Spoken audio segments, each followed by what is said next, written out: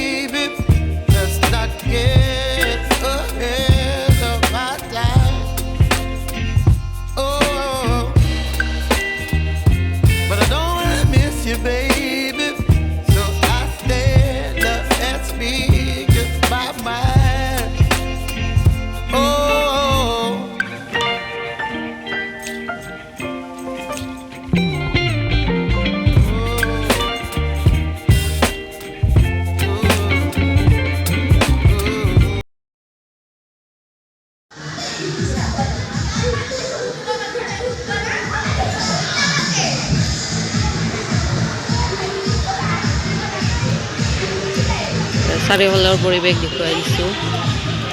ইয়াত মহাদেৱ বাবা, এইটো প্ৰৱেশ জোতালৈ নোসোমাব, মই জোতা পিন্ধিছোঁ কাৰণে সোমা নাই আৰু। এক শিঙীয়া গড়, ইয়াৰ মাজেদি যাম।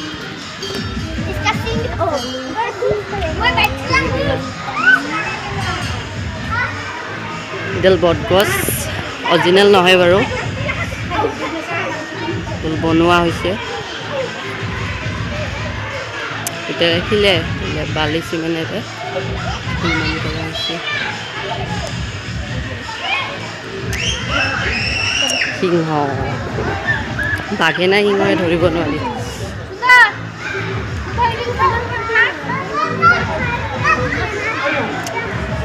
মহাত্মা গান্ধী তিনি বান্ধৰো আছে ইয়াত।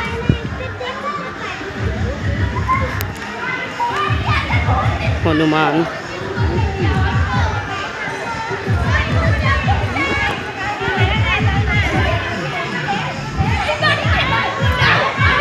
তো এইডাল হৈছে মস্ত ডাঙৰ সাপ। তো এই সাপডাল একেবাৰে তললৈ আছে, ইয়াৰ ভিতৰত সোমাব পাৰি। ইয়াত বিভিন্ন দেৱ দেৱীৰ চিত্ৰ অংকন কৰা আছে।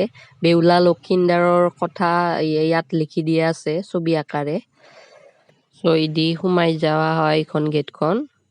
এইবোৰ চিত্ৰ দিয়া আছে, আঁকি দিয়া আছে।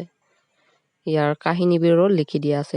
এইখন হ'ল ডাঙৰ নাও বা জাহাজ বুলিও ক'ব পাৰে। ইখন তো ইয়াৰ এইটো ঘৰ মন্দিৰ ইয়াৰ ভিতৰত মন্দিৰ আছে এই মন্দিৰ নৱগ্ৰহ মন্দিৰ বুলি আছে এইটো এডাল হাবডাল আৰু কাষতে হনুমান আছে সো ইয়াৰ এইটো হাতু যে দেখিছে ইয়াৰ ভিতৰতো বৰমাৰ মন্দিৰ আছে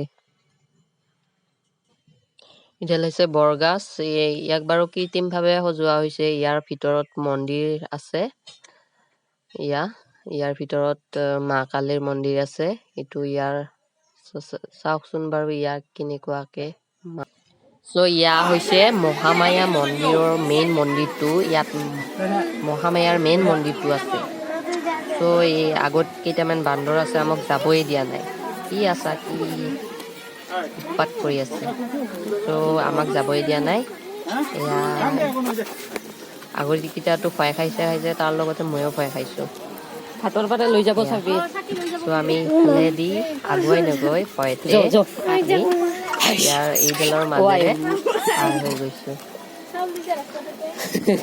কেনেকুৱাকৈ খাই আছে Oh my God সো বান্দৰৰ পৰা কিবাকে আমি আহি মেইন দুৱাৰেদি যাম আৰু মহামায়া মন্দিৰ এইখন গেটখন তো চাই থাকক ভিডিঅ'টো আগলৈকে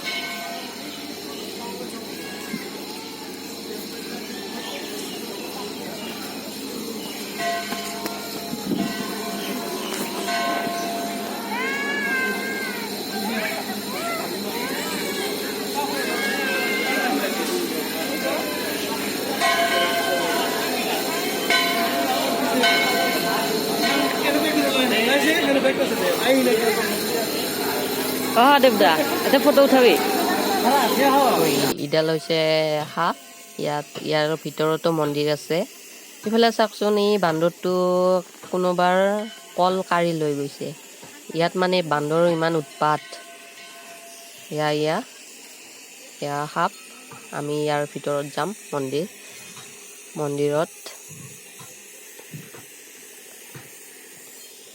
তো ইয়াৰ ভিতৰত সোমাম এতিয়া ইয়াত মা মনসা দেৱী আৰু গণেশৰ তো এতিয়া আমি পাহাৰৰ ওপৰত যাই আছোঁ পাহাৰৰ বহুত ভাগা লাগিছে ইয়ালৈকে তো যাই আছোঁ পাহাৰৰ ওপৰলৈকে এয়া হনুমান আছে এনেকৈ যাই আমি যাই আছোঁ ওপৰলৈকে ইয়াত হনুমানৰ মূৰ্তিও আছে আগত বাৰু মন্দিৰো আছে